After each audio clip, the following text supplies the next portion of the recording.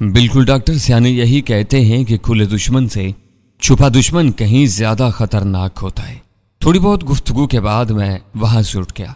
نصرت نے فون پر مجھ سے درخواست کی تھی کہ میں سروس سے ٹیلی فونک رابطہ رکھوں، لیکن پتہ نہیں کیوں ایک عجیب سی جھجک مانے ہوتے جا رہی تھی۔ جو کچھ بھی تھا میں اس کی بے رخی برداشت نہیں کر سکتا تھا۔ وہ کسی اور کی تھی مگر تصورات میں تو وہ میری ہی تھی۔ میں اپنے تصورات کا یہ شیش محل برباد نہیں کرنا چاہتا تھا۔ رات کا وقت تھا، موبائل فون میرے ہاتھ میں تھا اور میں اسی ادھیڑ بن میں تھا کہ سروت کو کال کروں یا نہیں۔ اچانک فون پر بیل ہوئی۔ میں نے اسکرین پر دیکھا یہ کوئی نیا اور نامعلوم نمبر تھا۔ میں نے کال ریسیو کرتے ہوئے ہیلو کہا۔ دوسری طرف کچھ دیر خاموشی رہی، پھر ایک جوان مردانہ آواز سنائی تھی۔ ہلو، آپ تابش صاحب بول رہے ہیں؟ آپ کون؟ میں نے پوچھا۔ میرا نام یوسف ہے، یوسف فاروقی۔ میں آپ کی کزن سروت کا شوہر ہوں۔ دوسری طرف سے مسکراتی آواز میں کہا گیا۔ میں ایک لمحے کے لیے سناٹے میں رہ گیا، پھر ذرا سنبھل کر بولا، جی میں نے آپ کے بارے میں سنا تھا، لیکن آپ کے پاس میرا نمبر کیسے آیا؟ بس ایسے ہی آ گیا۔ 2-3 دن پہلے تک میں آسٹریا میں تھا۔ ایک دن ویسے ہی نصرت کا موبائل دیکھ رہا تھا۔ کال لاگ میں 2-3 جگہ تابش بھائی کی کال تھی۔ میں نصرت سے پوچھا لیکن وہ گول مول بات کر گئی۔ شاید آپ سے ملانا نہیں چاہتی تھی، لیکن ہم تو جناب یاروں کے یار ہیں، ڈھونڈ ڈھانڈ کر اچھے لوگوں سے ملتے ہیں، سوچا خود رابطہ کر کے دیکھتے ہیں۔ مجھے نصرت پر غصہ آیا۔ اس سے بے پرواہی ہوئی تھی۔ اپنے بہنوئی کی متجسس طبیعت کا اسے پتہ ہی تھا۔ اسے میری کال ڈیلیٹ کرنی چاہیے تھی۔ میں نے کہا، خوشی ہوئی آپ سے بات کر کے۔ نصرت کی طبیعت اب کیسی ہے؟ میری تو چند دن سے بات نہیں ہوئی اس کے ساتھ۔ آپ کو تو باخبر ہونا چاہیے تابش صاحب، میرے اندازے کے مطابق تو آپ خاصے انوالو ہیں نصرت کے علاج میں۔ نہیں، ایسی تو کوئی بات نہیں، یہ تو آپ کا بڑا پن ہے نا، وہ جلدی سے بولا۔ آپ ڈھنڈورا پیٹنے والوں میں سے نہیں، ورنہ یہ تو نمود و نمائش کا دور ہے، اور تو اور لوگ آٹے کی بوری ضرورت مند کے سامنے رکھتے ہیں اور تصویر کھنچواتے ہیں۔ لیکن میں سب جانتا ہوں تابش صاحب، آپ چھوڑیں اس موضوع کو، کوئی اور بات کرتے ہیں۔ مجھے پتا ہے آپ ہی نے نصرت اور سروت کو منع کیا ہوگا کہ اس سلسلے میں آپ کا نام سامنے نہ آئے۔ بزرگوں نے درست کہا ہے کہ کسی کے کام آیا جائے تو اس طرح کہ اس کی عزت نفس مجروح نہ ہو، اور ایک ہاتھ سے دیا جائے تو دوسرے کو پتہ نہ چلے۔ ویسے آپ سے شرف ملاقات حاصل کرنا ہو تو اس کا کیا طریقہ ہے؟ وہ واقعی چرب زبان شخص تھا۔ میں نے اپنا غصہ دباتے ہوئے کہا، آپ تو غالباً لاہور میں ہیں، لیکن میں لاہور سے باہر ہوں اور ابھی مصروف بھی ہوں۔ چند دن بعد کوئی وقت نکال لیتے، لیکن ملاقات ہونی بہت ضروری ہے۔ اس نے ہونی پر زور دیتے ہوئے کہا، میرا بھی یہی خیال ہے، کیونکہ آپ کو 1-2 غلط فہمیاں ہیں جو دور ہونی چاہیے۔ میں نے مسکراتے ہوئے جواب دیا۔ کچھ رسمی جملوں کے تبادلے کے بعد ہماری گفتگو ختم ہو گئی۔ میں نے فوراً نصرت کو فون کیا۔ ہیلو تابش بھائی، کیسے ہیں؟ اس کی حشاش بشاش آواز سنائی دی۔ میں زیادہ ٹھیک نہیں ہوں، میں نے ناراض لہجے میں کہا۔ ابھی کچھ دیر پہلے تمہارے یوسف بھائی جان کا فون آیا تھا۔ وہ حیران رہ گئی۔ میں نے اسے تفصیل بتائی اور ساتھ ہی غصے کا اظہار بھی کیا کہ اس نے میری کالز کا ریکارڈ حذف کیوں نہیں کیا۔ وہ سٹپٹائی آواز میں بولی، لیکن تابش بھائی یہ تو سراسر غلط ہے نا، یوسف بھائی کیوں جاسوسیاں کرتے پھر رہے ہیں؟ انہیں میری اجازت کے بغیر میرا موبائل دیکھنے کی کیا ضرورت تھی؟ میں ابھی انہیں فون کر کے پوچھتی ہوں۔ یہ تم غلطی کے اوپر ایک اور غلطی کرو گی۔ اب اپنا دماغ ٹھنڈا رکھو۔ تمہاری کسی بات سے یہ ظاہر نہیں ہونا چاہیے کہ یہ کوئی ٹاپ سیکرٹ تھا جو افشا ہو گیا۔ یوسف اس بارے میں تم سے بات کرے گا، لیکن تم نے ہرگز تسلیم نہیں کرنا کہ میں نے تمہارے علاج کے لیے کوئی رقم وغیرہ دی ہے۔ ہاں، تم یہ کہہ سکتی ہو کہ علاج کے سلسلے میں مجھ سے ویسے ہی ڈسکشن کی گئی تھی۔ میرے اور سروت کے پرانے رشتے کے بارے میں بھی از خود کچھ نہیں بتانا۔ اگر اسے اپنے آپ پتہ چل جائے تو اور بات ہے۔ وہ بے پرواہی سے بولی، میں تو کہتی ہوں بھائی جان، یوسف بھائی کو جو پتہ چلنا ہے چل جائے۔ انہوں نے جو بم پھوڑنا ہے پھوڑنے، ہم نے کوئی گناہ تو نہیں کیا۔ گناہ وہ کر رہے ہیں باجی کو اپنے مطلب کے لیے بے دردی سے استعمال کر رہے ہیں۔ میں نے نصرت کو سمجھایا کہ وہ جذباتی رویہ نہ اپنائے۔ اس کا پارا نیچے آ گیا۔ وہ مجھے اپنی صحت اور علاج کے بارے میں بتانے لگی، دیگر معاملات پر باتیں کرنے لگی۔ میں نے پوچھا، سروت کہاں ہے؟ وہ پورا نقشہ کھینچتے ہوئے بولی، باہر لابی میں بیٹھی ہیں، میں کھڑکی سے نہیں دیکھ سکتی ہوں۔ سرخ سویٹر پہن رکھا ہے، کندھوں پر ہلکی گلابی شال ہے۔ کھڑکی سے آنے والی ہوا کی وجہ سے ان کے بال چہرے پر بکھرے ہوئے ہیں۔ فیض احمد فیض کی شاعری پڑھ رہی ہیں، اتنی پیاری لگ رہی ہیں کہ کیا بتاؤں۔ وہ گرس باجی کی جوتی کے برابر بھی نہیں ہے۔ پلیز آپ ایک کام کریں، اسی وقت باجی کے نمبر پر کال کریں پلیز۔ اس کا لہجہ میں دنیا بھر کی التجا سمٹی ہوئی تھی، لیکن اگر اس نے جواب نہ دیا تو وہ دیں گی، ضرور دیں گی۔ اچھا، میں فون بند کر رہی ہوں، آپ جلدی سے انہیں کال کریں۔ اس نے فون بند کر دیا۔ میں کچھ دیر تک سوچتا رہا، پھر ہمت کر کے سروت کا نمبر ملایا۔ دل دھڑک رہا تھا۔ یہ وہ لڑکی تھی جو ہر وقت میرے ساتھ رہتی تھی، ہمارے دل ایک ساتھ دھڑکتے تھے، لیکن اب اسے کال کرتے ہوئے میں اندر سے کانپ رہا تھا۔ بیل ہوئی اور پھر ہوتی چلی گئی۔ دوسری طرف سے کال اٹینڈ نہیں کی گئی۔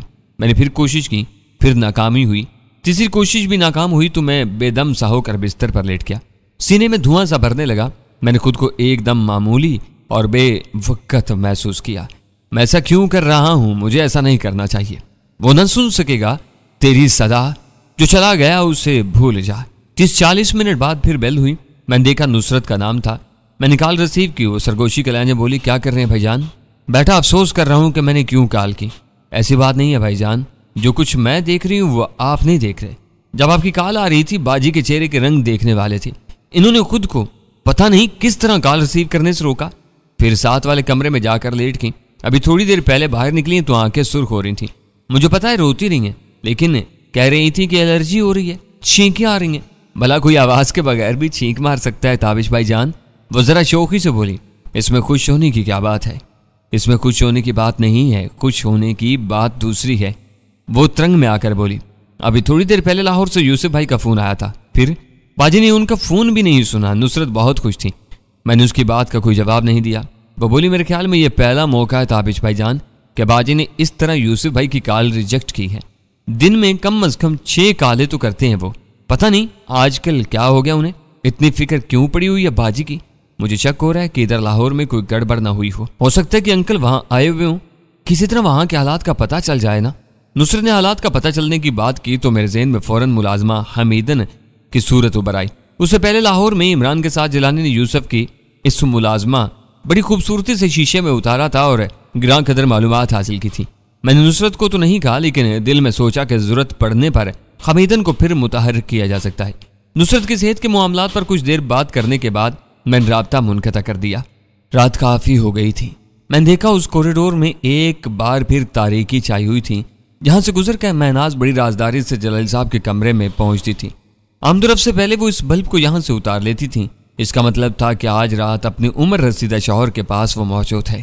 اگلے روز جب دوپہر کے وقت جلیل صاحب عمران کے ساتھ اپنے چڑیا گھر کا دورہ کرنے کے بعد فارم کے سیکیورٹی انتظامات کا جائزہ لے رہے تھے، ڈاکٹر مہناز سے پھر میری ملاقات ہوئی۔ اس نے خلاف معمول ساڑی پہن رکھی تھی، ہاتھوں میں ہفت رنگ چوڑیاں تھیں، تاہم وہ کچھ سست سی نظر آ رہی تھی۔ میں نے کہا، کیا بات ہے ڈاکٹر؟ لگتا ہے کہ رات کو آپ کی نیند پوری نہیں ہوئی۔ اس کے خوشنما چہرے پر ایک سایہ سا آ کر گزر گیا۔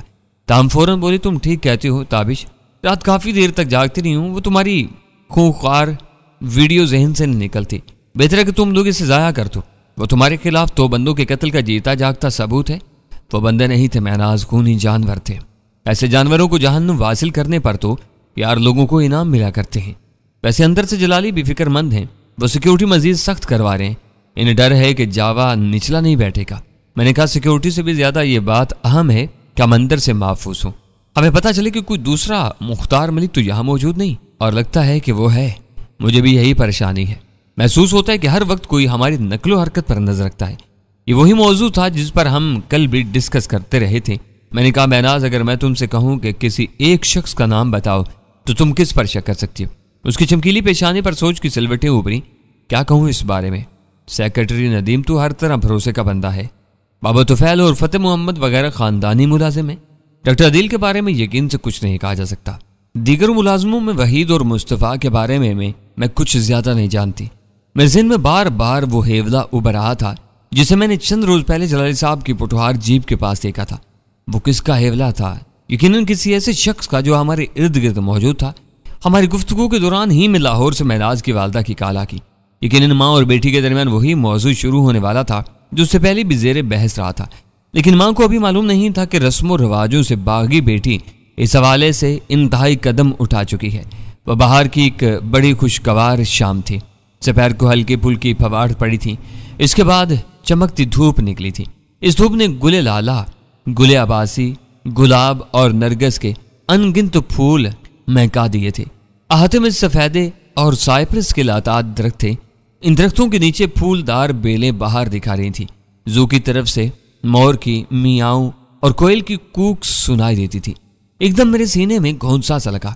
یہ 18 تاریخ تھی۔ پچھلے چند سالوں میں یہ تاریخ مجھے بھی نہیں بھولی تھی۔ یہی تاریخ تھی جب میں نے آخری بار سروت کو چھوا تھا، اسے پیار کیا تھا۔ وہ مجھے منظر آج بھی پوری جزویات کے ساتھ یاد تھا۔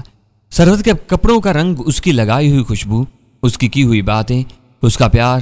اس دن اسے کتنی بار چوما تھا، کتنی بار گلے لگایا تھا، کچھ بھی تو بھولا نہیں تھا۔ इन दिनों कितने करीब आ चुके थे हम। अपने घर के लिए पर्दों के रंग भी हमने चुन लिए थे, पकवान भी मुंतखब कर लिए थे जो हमें अपने मेहमानों को खिलाने थे, और वो तफरी गाहें भी जहां जहां हमें पहुंचना था, और वो मौसम जो हमें दरियाफ्त करने थे। मुझे आज भी याद था 18 अप्रैल को होने वाली इस आखिरी मुलाकात में हमने इन फूलों के नाम लिए थे जो हमने अपने बाग में लगाने थे। गुलखैरू के जिक्र पर हमारे दरमियान थोड़ी सी प्यार भरी लड़ाई भी हुई थी। मुझे जो फूल ज्यादा पसंद नहीं था मगर सरवत को अच्छा लगता था, और फिर वो फूल रहा, ना वो पकवान, ना वो मौसम जो हमने मिलकर दरियाफ्त करने थे। वो मुलाकात प्यार भरी आखिरी मुलाकात साबित हुई थी। प्यार की कहानियों में ये आखिरी क्यों आता है? क्यों आखिरी खत? क्यों आखिरी काल? क्यों आखिरी बोसा? क्यों रब्बे कायनात ने प्यार के साथ जुदाई क्यों लिखी है? ये आखिरी क्यों लिखा है? और अक्सर ऐसा होता है कि जब प्यार करने वालों की जिंदगी में आखिरी आता है तो इसकी मौजूदगी से बेखबर होते हैं। आखिरी मुलाकात खो रही होती है और वहमो गुमान में भी नहीं होता कि यह आखिरी है। आखिरी काल हो रही होती है और पता नहीं होता कि इसके बाद आवाजें दम तोड़ जाएंगी। आखिरी बार चूमा जा रहा होता है और खबर नहीं होती कि अब होंठों को उम्र भर तरसना है। मेरे साथ भी तो यही हुआ था। अगर मुझे पता होता तो इस खुशबूदार शाम को जाने न देता। इस शाम को उसमें मौजूद सारी दिलकशियों को सरवत समेत अपने सीने में छुपा लेता और कहीं दूर निकल जाता। वाजी थानेदार अशरफ और सेठ सिराज के बदफितरत लोगों की दुनिया से बहुत दूर। सेठ सिराज का सरापा निगाहों के सामने आया तो मेरा पूरा वजूद चलने लगा। वो मेरी मोहब्बत का कातिल था, मेरी माँ का कातिल था, और वो जिंदा था। इन्हीं गली कोचों में कहीं दंदना रहा था अपनी तमाम तर खबासत और फिरौनियत के साथ। अब वो बोने से देव बन चुका था। उसने अपने हाथ पांव कुछ और फैला लिए थे। अब वो एक मुल्क गिर शोहरत का हामिल नहायत बासर बनवाज था। मेरे अंदर वही शोले दहकने लगे जो मुझे अपने आप से बेगाना कर देते थे। मेरा जी चाहा कि मैं भागता चला जाऊं, यहां तक कि बेदम होकर गिर पड़ूं। कोठी के इर्द गिर्द मिट्टी का एक ट्रैक मौजूद था। कालवन जब जलाली साहब की सेहत कदर बेहतर थी तो वो यहाँ चहल कदमी किया करते होंगे या फिर जॉगिंग। मैं शूज पहनकर इस ट्रैक पर आया और भागना शुरू कर दिया। मैं बगैर दम लिए भागता रहा, चक्कर पर चक्कर लगाता रहा, यहां तक कि सांस ने सीने में समाने से इनकार कर दिया। पसीना मसामों से धारों की सूरत बह निकला। यूं लगा कि टांगे बेजान हो जाएंगी। मैं लड़खड़ा कर गिरूंगा और फिर उठ न सकूंगा। यह बर्दाश्त की इंतहा थी। और बारूदा जैकी ने कहा था, जहां बर्दाश्त की इंतहा होने लगती है वहीं से कुछ हासिल होना शुरू होता है, वहीं सब मोइज़े फूटते हैं। एक जगह मेरे कदम डगमगाए। मुझे महसूस हुआ कि वाकई गिर पड़ूंगा। मैं रुक गया और सफेदे और शीशम के दरख्तों के दरमियान घास पर बैठ गया। अचानक मुझे फतेह मोहम्मद नजर आया। हाँ, वो फतेह मोहम्मद ही था। वो एक दूसरे मुलाजिम के साथ सरगोशियों में बातें करता हुआ दरख्तों के अंदर से गुजरा था। मैंने उसे उसके जुस्से और चलने के अंदाज से पहचाना। चंद दिन पहले हम लावरों ने फार्म में घुसकर खुदाई की थी। मिट्टी के वो ढेर अभी तक फार्म में मौजूद थे। एक ऐसे ही ढेर के पीछे एक जगह रुककर वो दोनों राजदारी से बातें करते रहे। फिर फतेह मोहम्मद ने अपने साथी का कंधा थपथपाया और उससे रुखसत होकर आगे बढ़ गया। गार्ड्स के करीब पहुंचकर फतेह मोहम्मद ने उनसे भी थोड़ी सी बातचीत की और कोठी के एक अकबी दरवाजे की तरफ चला गया। ये छोटा सा दरवाजा मैंने हमेशा बंद ही देखा था, लेकिन आज ये खुल गया। इसकी चाबी फतेह मोहम्मद के पास मौजूद थी। दरवाजे से बाहर निकलकर उसने बाहर से ताला लगा दिया। मेरे ज़हन में हलचल शुरू हो गई। फतेह मोहम्मद बाहर जाने के लिए ये अकबी दरवाज़ा इस्तेमाल कर रहा था और उसका अंदाज भी मशकूक था। वो कहाँ जा रहा है? यह सवाल शिद्दत से मेरे जहन में उभरा। मेरा दिल चाहा कि इसके पीछे जाऊं, लेकिन सिक्योरिटी एजेंसी के नहायत चौकस गार्ड्स की नजरों में आए बगैर ऐसा मुमकिन नहीं था। वैसे भी इमरान ने इस सिलसिले में एहतियात बरतने का मशवरा दिया था। मैंने तेजी से फैसला किया और गार्ड्स के पास पहुंच गया। सिर्फ 3-4 दिन पहले जलाली साहब इन गार्ड्स के 3 अहम अफसरान को यह हदायत दे चुके थे कि सिक्योरिटी के हवाले से मुझे और इमरान को आगाह रखा जाए और हमारे साथ ताउन किया जाए। यह हदायत इस वक्त बहुत काम आई। मैंने सिक्योरिटी इंचार्ज फरासत शाह को बताया कि मैं फौरी तौर पर कोठी से बाहर जाना चाहता हूँ और अकबी दरवाजे से जाना चाहता हूँ। वो समझ गया कि ये कोई अहम मामला है। उसने न सिर्फ कोठी की 4 दीवारी फलांगने में मेरी मदद की, बल्कि कोठी से बाहर मौजूद दूसरे सिक्योरिटी इंचार्ज को भी मेरे बारे में वाकी टाकी के जरिए आगाह कर दिया। अब तक सिक्योरिटी एजेंसी के तकरीबन सारे लोग अच्छी तरह जान चुके थे कि मेरी और इमरान की असल हैसियत बावर्चियों की नहीं है। मैंने बाहर निकलती फार्म हाउस के सिक्योरिटी इंचार्ज कादर खान से पूछा कि फतेह मोहम्मद किस तरफ क्या है। वो फतेह मोहम्मद को उसके नाम से नहीं जानता था। ताम उसने कहा, जो मुलाजिम अभी निकला है वो उधर फिश फार्म की तरफ अभी गया है। ये फिश फार्म भी फार्म हाउस का हिस्सा था। उसके करीब ही फार्म हाउस का बहुत बड़ा मुर्गी खाना भी था। मैं फिश फार्म की तरफ लपका। जल्दी मैंने फतेह मोहम्मद को देख लिया। वो एक ट्रैक्टर ट्राली के पीछे मौजूद था और एक पुरानी मोटरसाइकिल को मुसलसल किके मार रहा था। मोटरसाइकिल स्टार्ट होकर नहीं दे रही थी اور اس کی آواز سے اندازہ ہوتا تھا کہ وہ سٹارٹ ہوگی بھی نہیں۔ میں فتح محمد سے کافی فاصلے پر تاریکی میں موجود رہا، اس کی حرکات و سکنات کو دیکھتا رہا۔ وہ سخت جھلایا ہوا نظر آتا تھا۔ کچھ دیر بعد اس نے موٹر سائیکل کو ایک طرف کھڑا کیا اور لمبے ڈگ بھرتا ہوا پیدل چلنے لگا۔ یہ صورتحال میرے لیے بہتر تھی۔ اگر موٹر سائیکل سٹارٹ ہو جاتی اور وہ آنن فانن کسی طرف نکل جاتا تو میرے لیے مشکل کھڑے ہو جاتی۔ میں ایک محفوظ فاصلے سے فتح محمد کے پیچھے پیچھے چلنے لگا۔ ہتھیار کے نام پر میرے پاس وہی یادگار چاقو تھا جس کی دھار نے چند ماہ پہلے جارج گورے جیسے فرعون صفت شخص کا خون چکھا تھا۔ میرے پاس اس چاقو کی موجودگی مجھے بہت اچھی لگتی تھی۔ میری چھٹی حص نے کہا کہ آج کی رات فتح محمد کے لیے کچھ اچھی ثابت نہیں ہوگی۔ آج میں بہت برے موڈ میں تھا۔ کچھ ہی دیر پہلے تک سیٹ سراج کی منحوس صورت میری آنکھوں میں تھی اور میرا خون اچھالے مار رہا تھا۔ سیٹ سراج تو نہیں ملا تھا، تاہم اس کرخت چہرہ فتح محمد سے مڈ بھیڑ ہو گئی تھی۔ وہ درختوں اور جھاڑیوں کے درمیان لمبے لمبے ڈگ بھرتا چلا جا رہا تھا اور اپنے تعاقب سے لاعلم تھا۔ میں نے اندازہ لگایا کہ وہ ایسے راستے اختیار کر رہا ہے جن پر سیکیورٹی گارڈ سے ملاقات ہونے کا امکان کم سے کم ہو۔ کچھ آگے جا کر اسے سیکیورٹی والوں کی پیٹرولنگ جیپ کی نیلی بتی نظر آئی تو وہ 2-3 منٹ کے لیے گھنی جھاڑیوں میں ٹھہر گیا۔ جیپ آگے نکل گئی تو اس نے پھر چلنا شروع کر دیا۔ آج وہ اس بندے کی حقیقت جاننے کا تہیہ کر چکا تھا۔ اگر میں کوشش کرتا تو اپنے سیل فون کے ذریعے عمران کو بھی آگاہ کر سکتا تھا اور ممکن تھا کہ وہ بھی میری اس کوشش میں شریک ہو جاتا، لیکن پتہ نہیں کہ میں نے ایسا کیوں نہیں کیا۔ شاید میرے اندر یہ خواہش پیدا ہو رہی تھی کہ میں ہر کام میں عمران کا سہارا نہ لوں۔ عمران خود بھی تو یہی چاہتا تھا۔ قریباً 1 کلومیٹر چلنے کے بعد فتح محمد اچانک اس پختہ سڑک پر آ گیا جو آگے جا کر لاہور جانے والی مین روڈ سے مل جاتی تھی۔ اس 30 فٹ چوڑی سڑک پر زیادہ تر تانگے، ٹریکٹر ٹرالیاں اور سائیکل یا موٹر سائیکل ہی نظر آتے تھے۔ کبھی کبھار کو 18 لوکل بس بھی گزر جاتی تھی۔ مجھے پھر پریشانی لگ گئی۔ اگر یہاں فتح محمد کسی گاڑی پر سوار ہو جاتا تو میں اس کا تعاقب جاری نہیں رکھ سکتا تھا۔ ابھی اس اندیشے نے ذہن میں سر اٹھایا ہی تھا کہ اس کی عملی صورت سامنے آ گئی۔ فتح محمد نے ایک ٹریکٹر ٹرالی والے کو ہاتھ دے کر روکا۔ ٹریکٹر ٹرالی والا رک گیا۔ غالباً اس نے فتح محمد کو جلالی فارم ہاؤس کے ملازم کی حیثیت سے پہچان لیا تھا۔ ارد گرد کے دیہاتی جلالی صاحب کے نام کی توقیر کرتے تھے۔ فتح محمد ٹریکٹر پر ڈرائیور کے ساتھ ہی بیٹھ گیا۔ ٹرالی روانہ ہو گئی۔ میں نے تیزی سے سوچا، اب میرے پاس راست اقدام کے سوا کوئی چارہ نہیں تھا۔ میں نے دیکھا ایک موٹر سائیکل سوار آ رہا تھا۔ اس نے کیریئر پر کوئی وزنی شے باندھ رکھی تھی۔ میں اس کے راستے میں کھڑا ہو گیا اور ہاتھ دے کر اسے روک دیا۔ وہ بڑی بڑی مونچھوں والا ایک گوالا ٹائپ شخص تھا۔ قد 6.5 فٹ سے کیا کم ہوگا۔ اس نے موٹر سائیکل کی دونوں جانب دودھ والے برتن لٹکائے ہوئے تھے۔ کیا بات ہے بھائی؟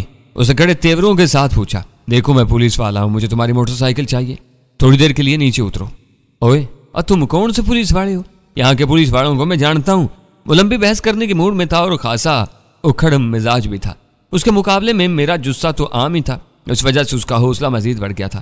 میرے پاس وقت نہیں تھا، ورنہ شاید میں اسے یہ سلوک نہ کرتا۔ میں نے اس کی زبان سے پکڑا اور سخت جھلاٹ کے عالم میں کھینچ کر سڑک سے نیچے نشیبی جگہ پر لڑکا دیا۔ موٹر سائیکل پہلو کے بل گر گئی تھی۔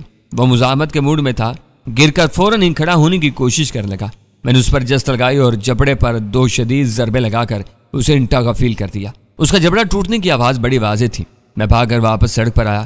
ایک برتن سے دودھ بہہ کر سیاہ سڑک پر لکیر بنا رہا تھا۔ خوش قسمتی سے سڑک خالی ہی تھی۔